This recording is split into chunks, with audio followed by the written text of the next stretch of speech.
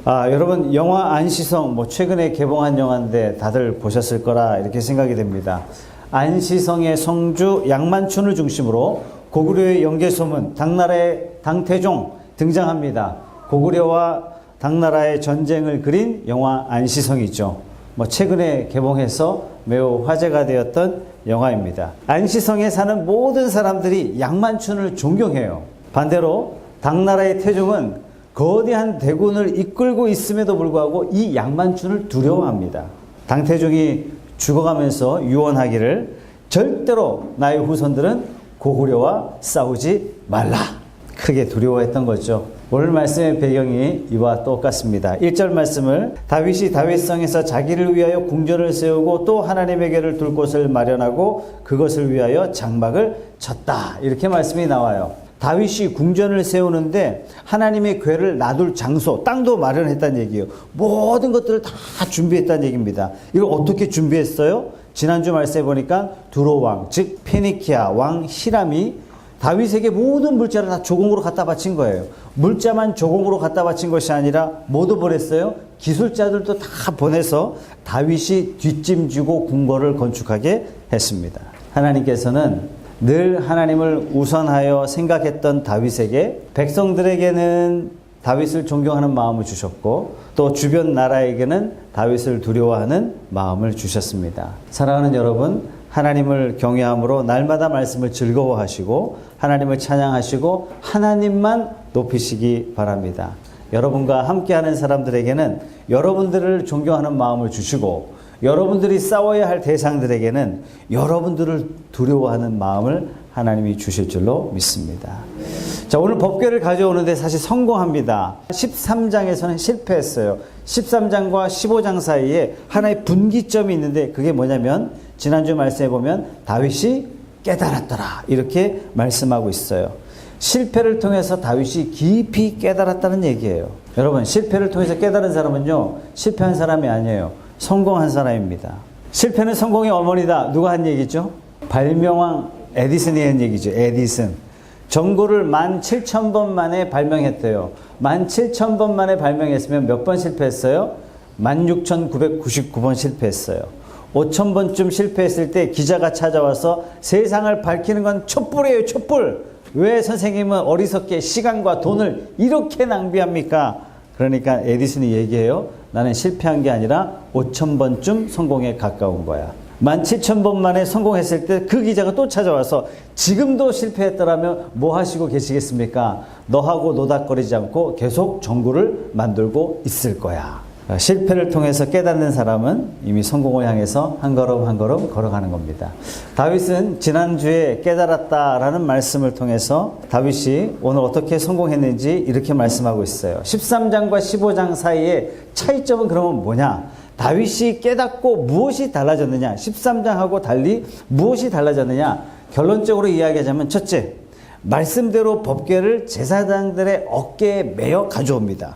둘째, 법궤를 가져오기 전에 수송아지와 순양 7으로 제사를 드렸어요. 셋째, 세마포와 에봇 옷을 입었어요. 이 세 가지가 매우 다르단 말이죠. 첫 번째를 한번 보겠습니다.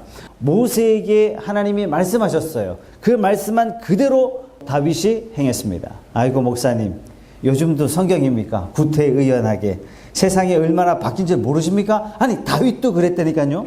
다윗도 성경에 명한 대로 한 것이 아니라 성경이 말씀한 것보다 더 좋은 방법, 내 생각에 더 좋은 방법 행하다가 크게 실패했단 말이죠. 12절부터 15절까지 말씀을 같이 한번 읽어보겠습니다. 그들에게 이르되 너희는 레위 사람의 지도자이니 너희와 너희 형제는 몸을 성결하게 하고 내가 마련한 곳으로 이스라엘의 하나님 여호와의 궤를 메어 올리라. 전에는 너희가 매지 아니하였으므로 우리 하나님 여호와께서 우리를 찢으셨으니 이는 우리가 규례대로 그에게 구하지 아니하였음이라 하니 이에 제사장들과 레위 사람들이 이스라엘 하나님 여호와의 궤를 메고 올라가려 하여 몸을 성결하게 하고 모세가 여호와의 말씀을 따라 명령한 대로 레위 사람이 채 하나님의 궤를 꿰어 어깨에 매니라. 여러분, 중요한 단어가 몸을 성결하게 하고 규례대로 여호와의 말씀을 따라 명령한 대로. 다윗은요, 한 번의 실패를 통해서 매우 중요한 것을 깨달았어요. 내가 생각할 때 더 좋은 방법은 있어요. 하지만 최종적인 권위는 하나님의 말씀이란 얘기예요. 말씀이 최종적 권위를 갖는다는 사실을 다윗은 철저하게 깨달았어요. 아무리 좋은 의도로 했다 할지라도 말씀에 벗어났다면 그건 아니다는 얘기예요. 여러분, 아담의 실패가 뭡니까? 하나님 말씀하셨지만 선악을 알게 하는 나무는 먹지 말라 했지만 자기가 생각했던 더 좋은 것을 선택했어요. 그게 실패란 얘기예요. 왜 이스라엘의 초대왕 사울은 실패했습니까? 하나님 말씀하셨지만 내가 생각할 때 더 좋은 걸 선택했단 말이죠. 신명기 28장 1절에서 6절 말씀, 정말 좋은 말씀이에요. 내가 내 하나님 여호와의 말씀을 삼가 듣고 내가 오늘 내게 명령하는 그의 모든 명령을 지켜 행하면 내 하나님 여호와께서 너를 세계 모든 민족 위에 뛰어나게 하실 것이라. 여호와의 말씀을 청종하면 이 모든 복이 내게 임하며 내게 이르리니 성읍에서도 복을 받고 들에서도 복을 받을 것이며 내 몸에 내 토지의 소산과 내 짐승의 새끼와 소와 양의 새끼가 복을 받을 것이며 내 강주리와 떡반죽 그릇이 복을 받을 것이며 내가 들어와도 복을 받고 나가도 복을 받을 것이니라. 옆 사람에게 인사하시죠. 올해는 이런 복을 받으세요. 예, 올해 이런 들어가도 복 받고 나가도 복 받고 성읍에서도 복 받고 떡반죽 그릇이 복 받고 모든 것이 다 복 받으세요. 네, 여러분 어디에 밑줄 그으면 돼요? 어디다 밑줄 긋고 싶어요? 뛰어나게 하실 것이라 모든 복이 복받고 복받고 복받고 복받고 여기에 밑줄 긋고 싶지만 실제로 우리는 어디에 밑줄을 그어야 되냐면 1절 말씀에 여호와의 말씀을 삼가 듣고 여기에 밑줄을 그어야 돼요. 명령하는 그의 모든 명령을 지켜 행하면 2절 말씀에 여호와의 말씀을 청종하면 여러분 사실상 우리가 밑줄을 어디다 그어야 되냐면 바로 여기다 그어야 된다는 얘기예요. 여호수아 1장 8절의 말씀 한번 보겠습니다. 이 율법책을 내 입에서 떠나지 말게 하며 주야로 그것을 묵상하여 그 안에 기록된 대로 다 지켜 행하라. 그리하면 내 길이 평탄하게 될 것이며 내가 형통하리라. 영어 성경에 보면 평탄을 프로스페러스 번영이에요. 형통을 뭐라 그러냐면 석세스라 그랬어요. 성공이에요. 성공. 여러분 성경은 성공의 원리를 우리에게 이렇게 제공합니다. 말씀을 순종하라. 그러면 성공을 하나님께서 만들어 주겠다. 이렇게 약속하는 거죠. 가끔 그 교회를 안 다니시는 분 중에 이런 질문을 제가 받아요. 아니, 하나님이 뭐하러 선악과를 만들었냐 이거예요. 뭐하러 선악과를 만들어서 이 난리를 치시냐. 하나님 정말 계시냐. 여러분 선악을 알게 하는 과일에 어떤 독이 있어서 사람이 횟가닥 변한 게 아니에요. 여러분 착각하면 안 됩니다. 선악을 알게 하는 나무를 먹지 마라. 왜 그랬냐 그러지 마시고 그 동산 중앙에 있는 나무 하나 빼고 모든 걸 누리게 하신 하나님이라는 사실을 우리가 놓쳐서는 안 된다는 얘기예요. 그럼 선악을 알게 하는 그 나무 하나는 손대지 마라. 먹지 마라. 이 얘기는 뭡니까? 이것을 지킴으로 하나님은 창조주고 나는 피조물이라는 질서가 만들어지는 겁니다. 여러분 군대 가면요 선임병이 말도 안 되는 욕을 해요. 말도 안 되는 명령을 해요. 사회 초년생이 되어서 입사하면요 말도 안 되는 요구를 말도 안 되는 명령을 신입사원에게 해요. 뭐 하는 겁니까? 너는 내 몸종이다 이건가요? 아니에요. 태도를 보겠다는 얘기예요. 선악을 알게 하는 그 나무의 열매는 먹지 말라. 이건 뭐예요? 하나님과 나와의 질서예요. 내가 하나님의 말씀을 지키는지 지키지 않는지 그 외에 모든 것은 다 누려라. 다 주셨다니까요. 다 주셨다니까요. 우리가 말씀대로 살다 보면 말씀대로 살아야지 이렇게 딱 결단하고 나면 딱 말씀을 지킬 수 없는 상황이 딱 직면해요. 여러분 그 순간이 내가 뛰어넘어야 할 바로미터라는 사실을 잊지 마셔야 됩니다. 이걸 뛰어넘으면요 나는 간증하는 사람이에요. 하나님의 기적을 체험해요. 근데 그걸 뛰어넘지 못하면 늘 나는 다른 사람의 간증을 들어야 돼요. 이것을 예수님께서는 마태복음 7장 24절에 이렇게 말씀하셨어요. 그러므로 누구든지 나의 이 말을 듣고 행하는 자는 그 집을 반석 위에 지은 지혜로운 사람 같으리니 비가 내리고 창수가 나고 바람이 불어 그 집에 부딪히되 무너지지 아니하느니 이는 주초를 반석 위에 놓은 까닭이요 나의 이 말을 듣고 행하지 아니하는 자는 그 집을 모래 위에 지은 어리석은 사람 같으리니 비가 내리고 창수가 나고 바람이 불어 그 집에 부딪힘에 무너져 그 무너짐이 심하니라. 오늘 이 말씀에는요 두 종류의 사람이 소개되고 있습니다. 첫 번째는요 반석 위에 지은 집처럼 인생이 흔들리지 않는 사람이에요. 두 번째는요 모래 위에 집을 지음 같은 작은 위기가 와도 쉽게 무너지는 불안한 인생을 사는 사람이에요. 첫 번째 종류는 지혜로운 사람, 두 번째는 어리석은 사람. 여러분 무슨 차이예요? 무슨 차이예요? 학벌입니까? 돈인가요? 무슨 차이예요? 말씀을 듣고 행하고 듣는 것. 말씀을 듣고 행하지 않는 것. 여러분, 말씀대로 명령한 대로 순종하기만 하면 여호수아 1장은요, 평탄하도록, 형통하도록, 성공하도록 복을 주신다고 약속하셨습니다. 이 축복이 저와 여러분의 축복이 되시기를 주님의 이름으로 축복합니다.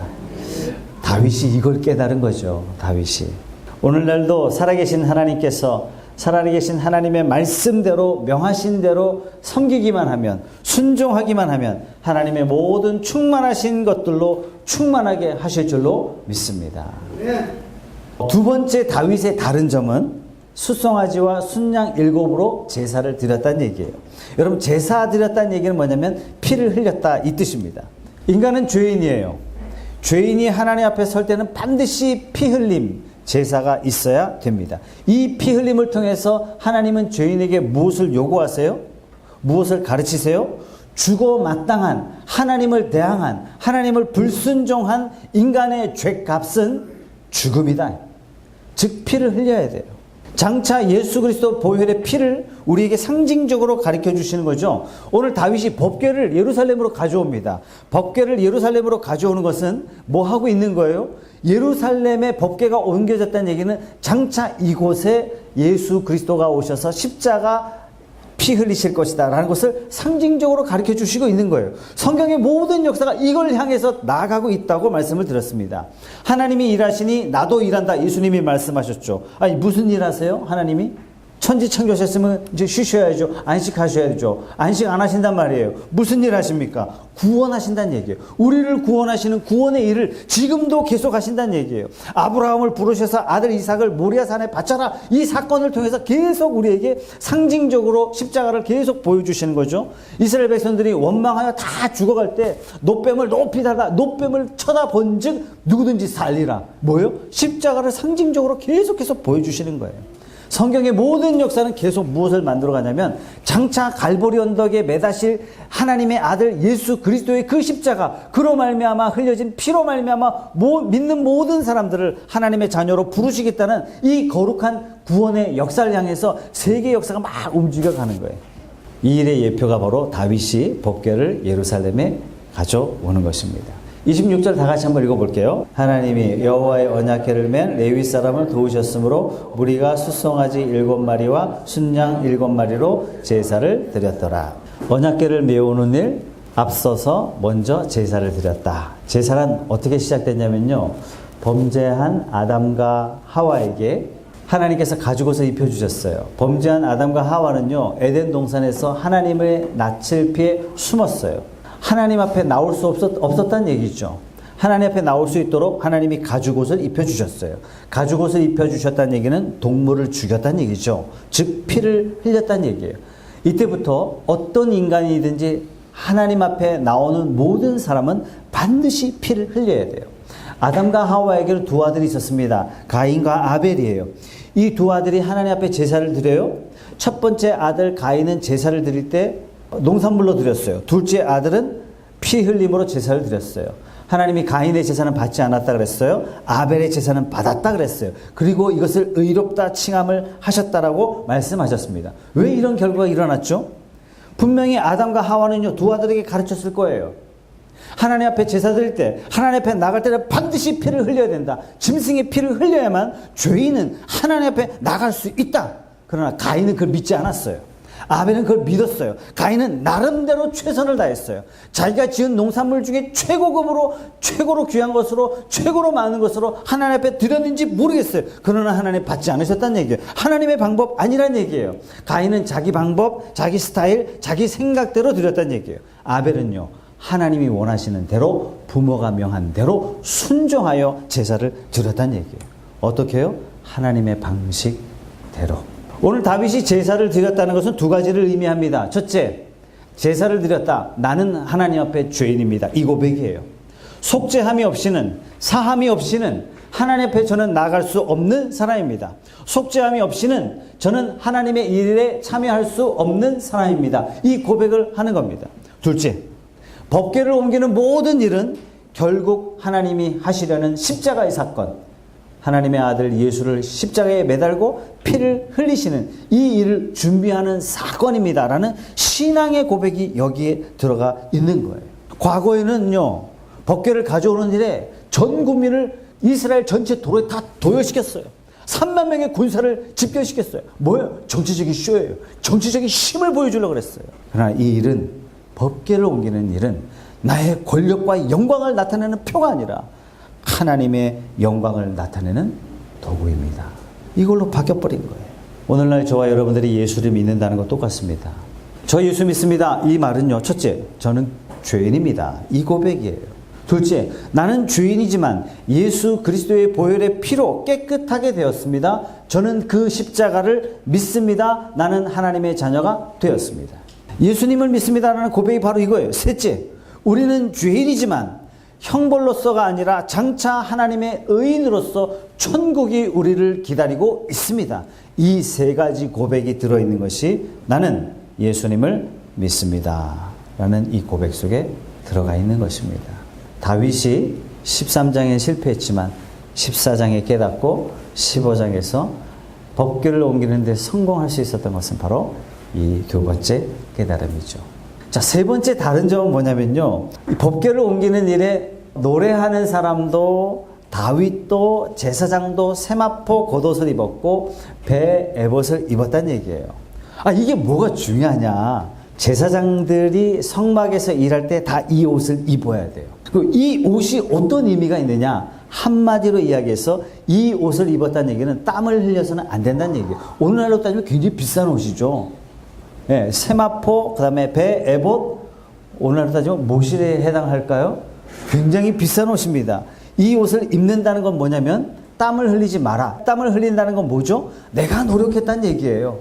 성전에서 일하는 것, 성막에서 일한다는 건 뭐냐면 내가 나의 의로움, 나의 공의로움, 나의 의, 나의 노력, 그것이 아니라 하나님으로만 이루어진다는 얘기입니다.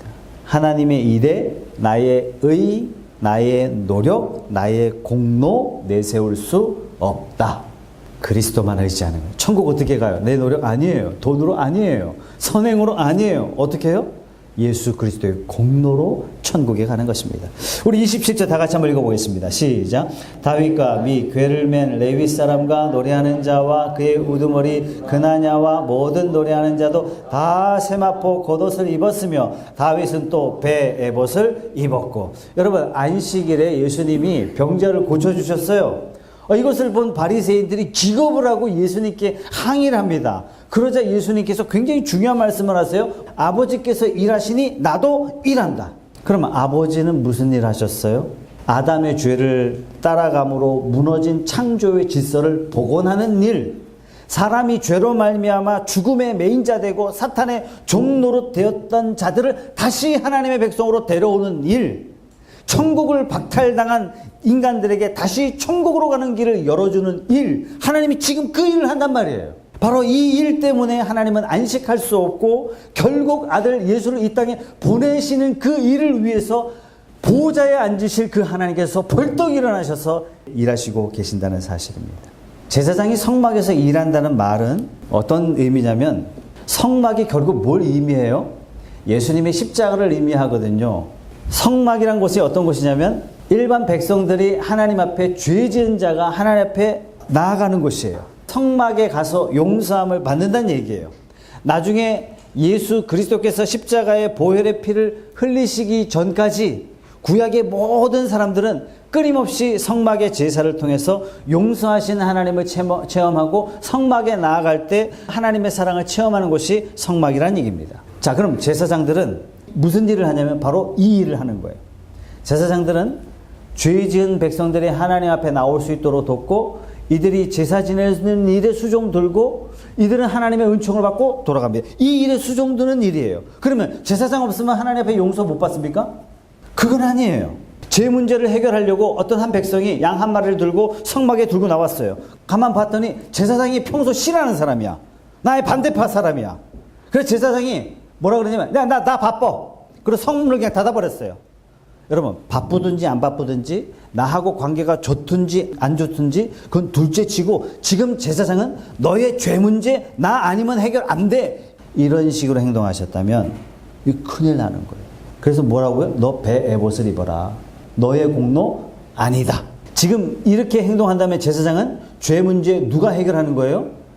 명목상 하나님이 해결한다고 하지만 실제적으로 죄 문제 누가 해결해요? 내가 해결하는 거예요. 여러분, 제사장은 단지 돕는 사람이에요. 제사장이 열심히 해서 백성들이 용서함을 받는 게 아니에요. 목사가 수고해서 성도들이 용서함 받는 게 절대로 아니란 얘기예요. 이 일에 인간 제사장이 할 수 있는 일이 아무것도 없다는 얘기예요. 구원은 제사장이 하는 것도 아니고 단지 제사장은 하나님의 일을 돕는 사람. 그러니까 하나님이 다 하세요. 그래서 제사장들에게 어떤 옷을 입어라? 베옷을 입어라. 땀 흘리지 마라. 네가 수고해서 얻어지는 구원이 절대로 아니다. 백성들이 구원받는 과정을 네가 했다고 자부하지 마라. 이렇게 말씀하시는 거예요. 시키는 일 다 해놓고 뭐라고 고백해야 돼요? 나는 무익한 종입니다. 이렇게 말해야 된다는 얘기예요. 오늘 법궤를 운반하는 일은 사실상 굉장히 중요한 일입니다.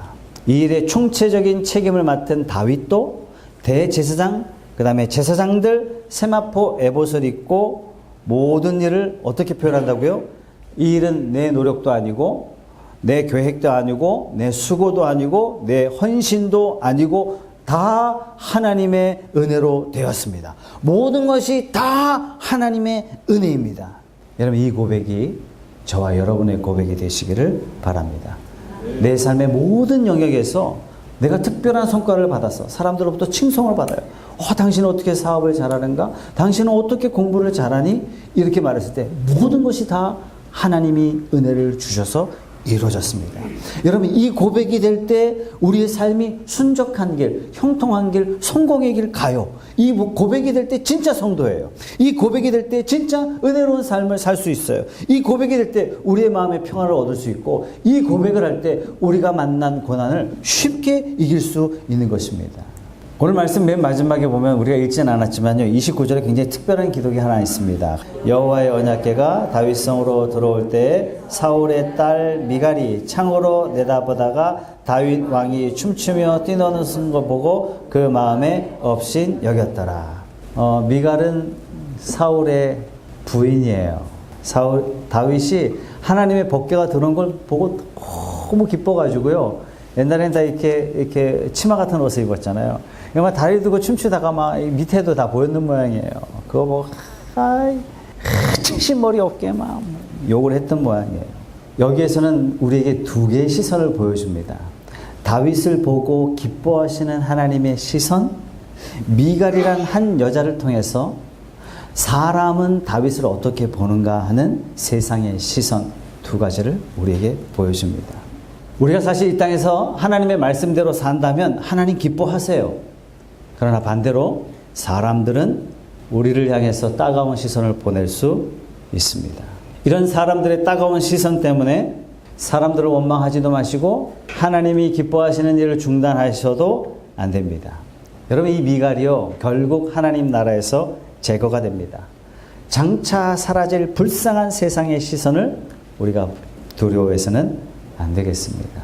한번 정리를 한번 해보겠습니다. 법궤가 실로 땅에서 예루살렘 땅으로 돌아옵니다. 물론 중간에 한 3개월 동안 오벳 에돔의 집에 3개월 동안 있지만 실제적으로 실로에서 예루살렘으로 돌아오게 됩니다. 실로 땅은 누구 땅입니까? 에브라임 땅이에요. 에브라임은 또 누구죠?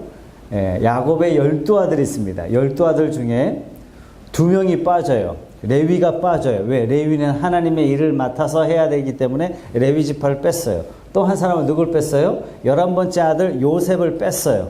왜? 요셉은 장자기 때문에 뺐어요. 그러니까 10명이 남잖아요. 그 2명을 누가 채웠냐면 요셉의 두 아들 므낫세와 에브라임을 삼촌들 반열에 딱 세운 거예요. 그리고 누가 장자가 됐어요? 이 삼촌들을 제끼고 요셉의 아들 에브라임 또 누구예요? 므낫세의 동생이에요. 둘째가 12지파의 장자 지파가 됩니다. 여러분, 여호수아가 누구 지파예요? 에브라임 지파예요. 에브라임 지파. 그런데 이 에브라임 지파가 뭘 했냐면은 사사기 내내 늘 이스라엘을 애를 먹였단 말이죠. 전쟁에 나가려고 그러면 에브라임이 뭐라 그랬냐면 누구 허락받았어? 누구 마음대로 나가? 너 누구 마음대로 이스라엘을 구원하고 난리야? 아니, 전쟁에 피 흘리면서 승리하고 돌아왔는데도 이런 이야기를 하더란 얘기예요. 늘 애만 먹이고 있었던 것이 에브라임. 그래서 에브라임인가 봅니다. 에브라임이 단 한 번도 법궤 앞에 나간 적도 없어요. 자, 다윗이 왕이 되면서 이 실로에, 즉 에브라임에게 있었던 예루살렘으로 수도를 옮기면서 제일 먼저 법궤를 가져옵니다. 법궤를 가져오는 이 행위가 어떤 행위라고요? 이스라엘을 다스리시는 분은 하나님이십니다. 다윗, 나의 왕은 하나님 되십니다. 여러분, 이 고백을 하고 있는 거예요. 사랑하는 여러분, 우리도 이 고백을 삶 속에서 할 수 있어요. 매일 아침 여러분의 삶을 주관하시는 하나님의 말씀을 묵상하십시오. 묵상할 때마다 하나님, 주의 말씀이 나를 지배하시고 주의 말씀이 이 험한 세상에서 나를 인도하셔서 내가 이 땅에서 빛 가운데 거하는 하나님의 사람이 되게 해 주시옵소서. 이런 결단의 고백을 하나님 앞에 드리십시오. 여러분, 주의를 성수한다는 건 뭐예요? 내 삶의 가치관은 하나님 되십니다 라는 결단이에요. 이런 결단을 하나님 앞에 올려드리시는 새해가 되시기를 주님의 이름으로 축복합니다.